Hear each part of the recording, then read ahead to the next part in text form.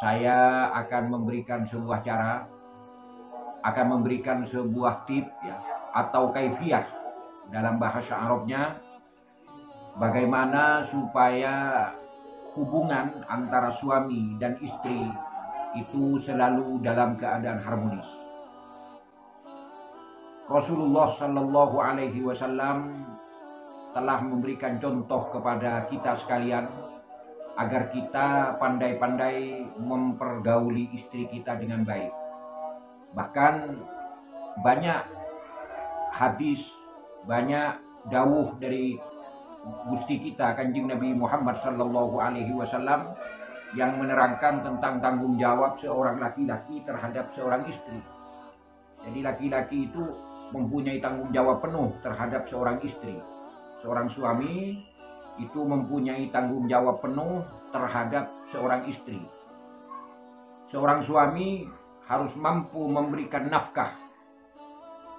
Makanya dalam sebuah hadis itu Rasul memerintahkan kepada laki-laki ya untuk segera menikah, memperistri seorang perempuan apabila sang laki-laki itu sudah mampu memberikan ba'ah. Dalam sebuah hadis yang panjang, Rasul Muhammad Sallallahu Alaihi Wasallam itu bersabda, "Ya ma'syarus sabab, man istata'a minkumul ba'ah falyatazawwaj." Itu terusannya masih panjang hadis itu. Yang artinya, ya ma'syarus sabab, wahai para pemuda, man istata'a minkum, barang siapa yang telah mampu di antara kamu sekalian, al-ba'ah, untuk memberikan nafkah zahir dan batin. Ba'ah di sini sepakat para ulama hadis itu menafsiri dengan al-ba'ah itu nafkah zahir dan batin, begitu. Seorang suami sudah memberikan nafkah secara zahir, nafkah secara batin, itu namanya ba'ah. Dalam artian hadis ini, Rasul Muhammad Sallallahu Alaihi Wasallam menegaskan kepada seorang laki-laki, kepada seorang pemuda, agar si laki-laki itu bisa nantinya kalau dia itu menjadi suami yang baik, bisa memberikan nafkah secara zahir, nafkah secara batin kepada istri-istrinya. Artinya pergaulan seorang suami dengan istri ya, pergaulan yang harmonis itu sangat dibutuhkan. Banyak firman Allah dalam Al-Quran itu yang menjelaskan tentang hal ini, tentang hubungan antara laki-laki, antara seorang suami dan seorang istri, seperti ar-rijalu qawwamuna 'alan nisa. Itu ayat firman-Nya Allah dalam Al-Quran, bahwa laki-laki itu qawwamuna, selalu penanggung jawab, menjadi penanggung jawab, selalu ada di atas. Artinya kemampuan seorang laki-laki harus ada di atas.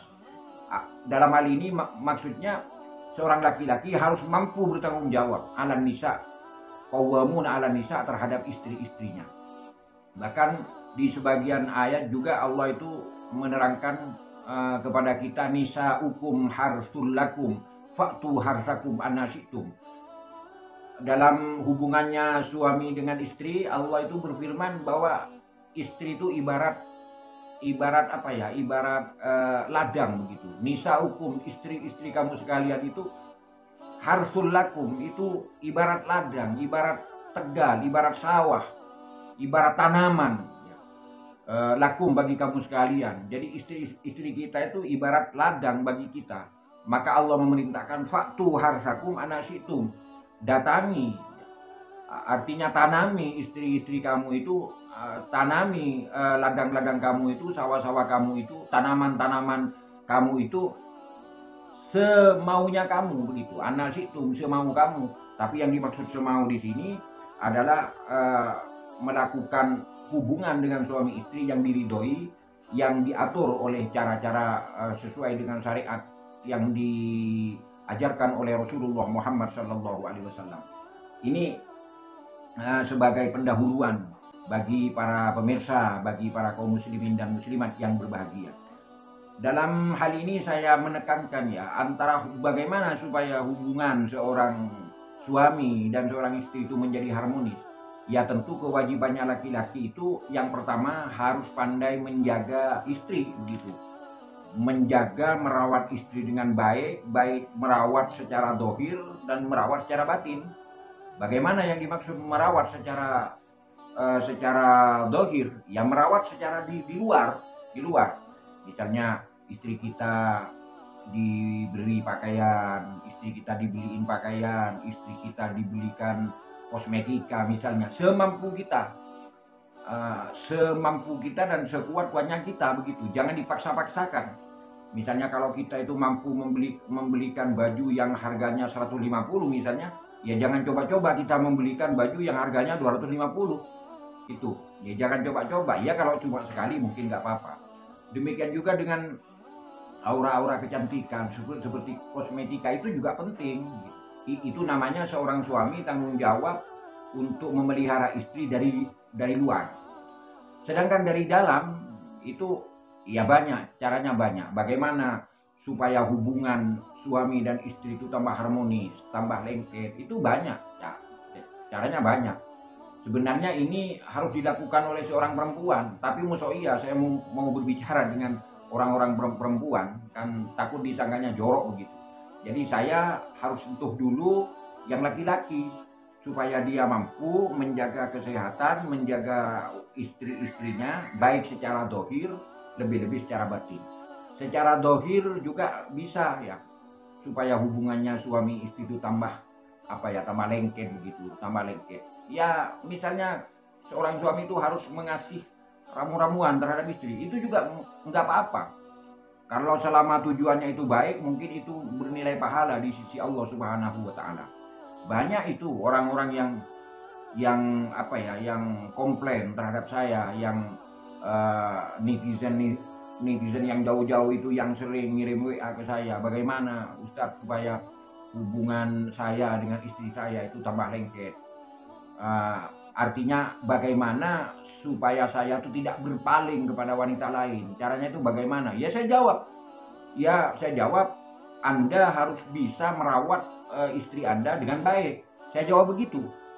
Artinya para perempuan ini harus pandai-pandai memelihara kesehatan dirinya, kebugaran tubuhnya, agar sang suami itu tidak berpaling kepada wanita lain. Begitu. Mungkin kalau diniati seperti ini, ya mungkin akan bernilai ibadah di sisi Allah Subhanahu wa Ta'ala.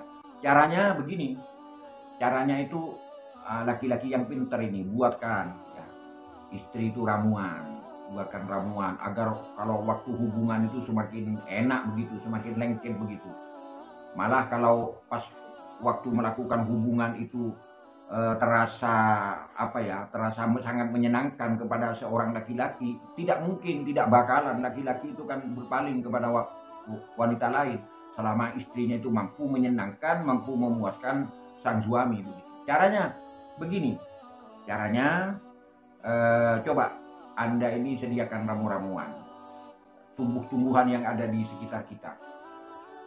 Saya sarankan Anda sediakan kunyit ya. Kunyit itu ini untuk istri ini. Sebaiknya dilakukan oleh suami, dan khasiatnya ini diperuntukkan, ramuan ini dibuatkan untuk istri begitu. Jangan dilakukan oleh suami. Suami yang menyediakan, yang mengerjakan, cuma ini dilakukan oleh istri. Kan ini poinnya agar istri itu mampu memuaskan, mampu menyenangkan kepada suami begitu. Anda sediakan kunyit sepotong saja, kemudian setelah itu Anda sediakan, setelah kunyit sepotong gini ya, kayak satu jari begitu. Setelah Anda sediakan kunyit, Anda sediakan daun apa itu? Daun sirih. Daun sirihnya itu sebanyak 3 lembar. Daun sirih sebanyak 3 lembar. Jadi yang pertama kunyit, kemudian daun sirih sebanyak 3 lembar. Ini diingat, harus dicatat ini. Kemudian daun sereh. Ini hampir sama, sirih dengan sereh hampir sama, cuma beda E dengan I. Yang pertama daun sirih 3 lembar, yang kedua daun sereh. Kalau katanya perempuan di daerah saya itu daun sereh. Daun sereh itu. Daun sirih sebanyak 3 lembar, kemudian daun sereh sebanyak 3 lembar juga. Kemudian yang keempat itu daun pandan. Pandan yang sering digunakan oleh seorang wanita untuk membuat makanan yang harum begitu.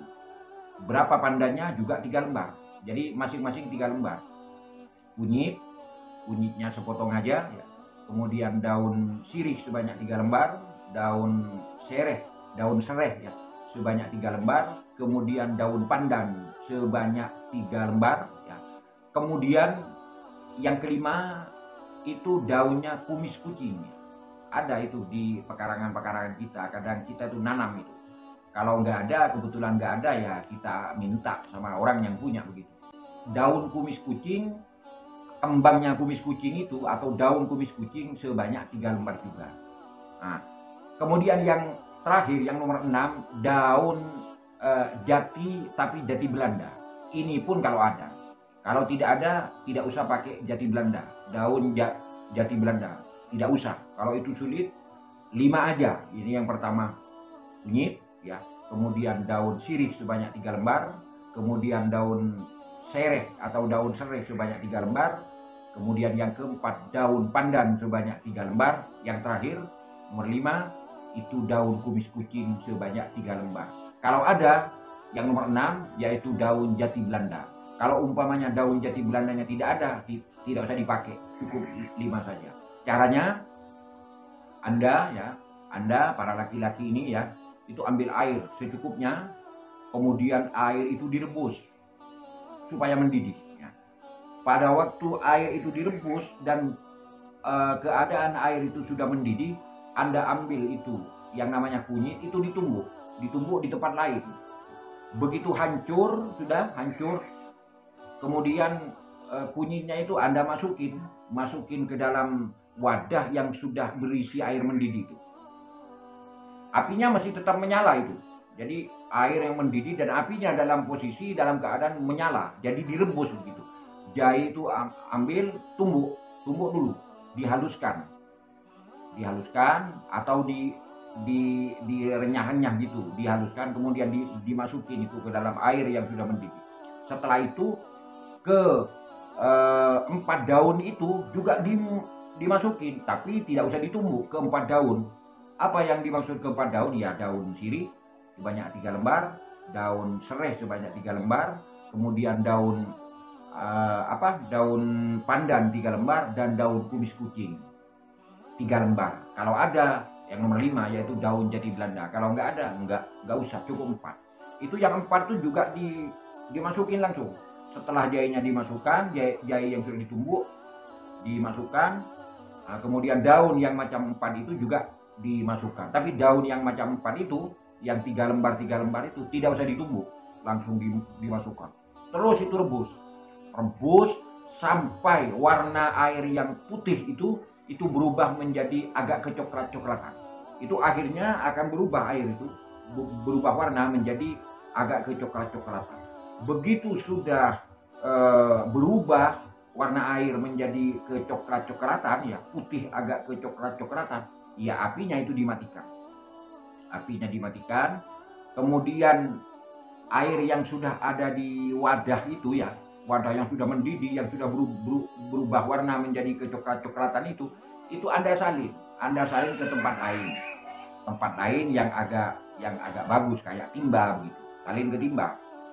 Itu kan lain. Kalau awalnya akan direbus dengan memang tempat khusus, itu wadah khusus, itu salin ke timba dalam keadaan masih menguap, air itu masih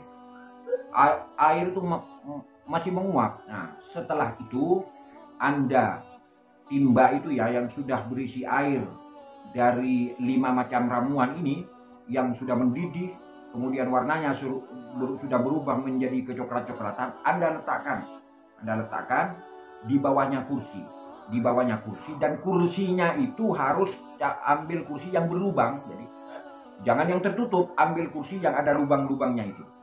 Nah, Anda letakkan di bawah, wadah itu, timba itu letakkan di bawah. Kemudian istri Anda itu disuruh ganti pakaian ya dengan memakai pakaian yang agak tipis begitu, Caranya istri Anda itu begitu sudah ganti dengan pakaian yang agak tipis, itu istri Anda suruh duduk di atas kursi itu. yang di bawahnya itu sudah ada timba yang sudah berisi ke 5 ramuan yang sudah mendidih itu. Tapi syaratnya kainnya itu harus tipis. Yang kedua, kursinya itu harus berlobang.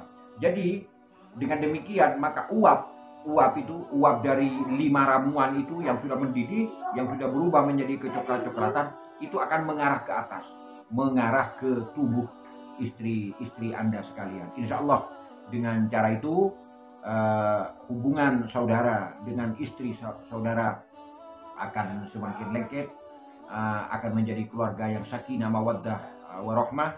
Dan buktikan dengan cara ini, insya Allah setiap minggu dikerjakan, insya Allah dalam kurun waktu 3 minggu, dalam kurun waktu 3 kali pembuatan ramuan seperti ini, 5 ramuan yang direbus, kemudian airnya kalau sudah berubah menjadi kecoklat-coklatan, itu diambil, diletakkan di bawahnya kursi, kemudian kursinya yang berlubang ya. Kemudian istri Anda suruh memakai pakaian yang agak tipis, suruh duduk di atas kursi, insya Allah uap yang ada di bawah itu akan mengarah ke tubuh istri Anda. Insya Allah kalau selama 3 kali ini dikerjakan, buktikan hubungan Anda pasti semakin lengket dengan istri-istri Anda dan tidak mempunyai pikiran yang macam-macam bagi semua laki-laki. Mudah-mudahan yang sedikit, dan mohon maaf ini agak jorok ya, ini agak kurang baik. Sebenarnya saya itu dalam berbicara itu agak grogi begitu karena mau menerangkan tentang ini, tentang perempuan. Tapi mudah-mudahan sedikit ini ada manfaatnya bagi kita, bagi saudara-saudara yang mempunyai keluhan tentang itu.